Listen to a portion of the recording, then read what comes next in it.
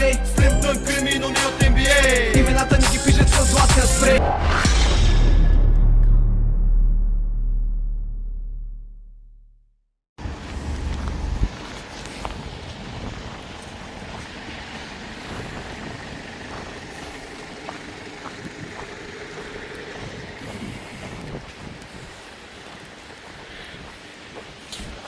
Арена Русе. Тук е бензостанцията, от която отивам да си взема кафенце. Докато чакаме двата мача да минат, първия мач победихме Интер Русе, нова школа от Русе, с 2-0. Следва мач с Светкавица и с Етър. Тая сутрин доста се чудихме дали да тръгнем или не, защото беше натрупал снега. Видяхте какво става по пътя. Направо брутална история. Камионите закъсали, дърпат ги снегорини. Бавно за 2 часа през Русе стигнахме. Бавно за 2 часа през Разград стигнахме до Русе. Тази сутрин тръгнах да ви казвам, се чуехме дали да тръгнем, дали не, дали пътища ще са проходими, защото те магистралите не са разринали, пак камо ли пътища, по които минаваме през селата. Но организатора се обади, Люси Кирилов, и викаица е да го оставиме за събота турнира, за другата, когато се оправи времето.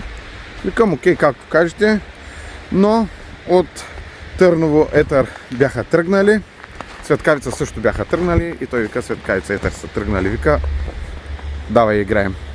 И така запалихме и ние колите, малко закъсняхме, почнахме с 30 минути по-късно, но всичко е точно. Сега предстои да видим как ще се върнем наобратно. Как сме дошли, нали? Айде да влизаме в залата, че умрях от студ за едно кафе. И така, връщаме се обратно в залата за мача с Светкавица. И след това с Етър.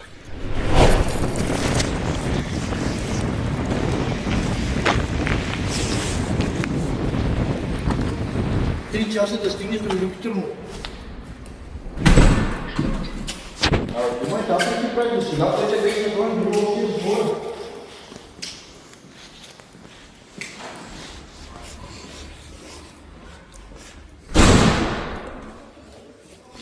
Обърках пътя.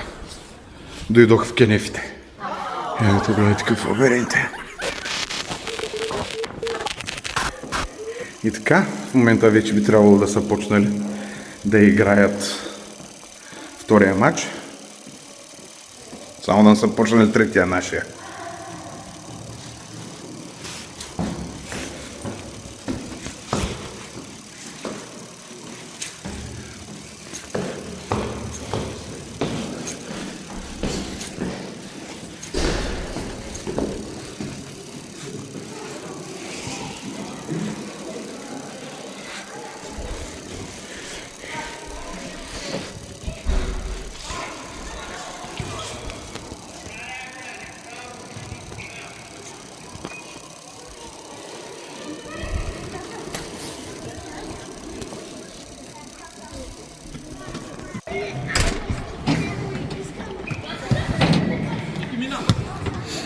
Ето играят втория матч. Интер срещу Етър.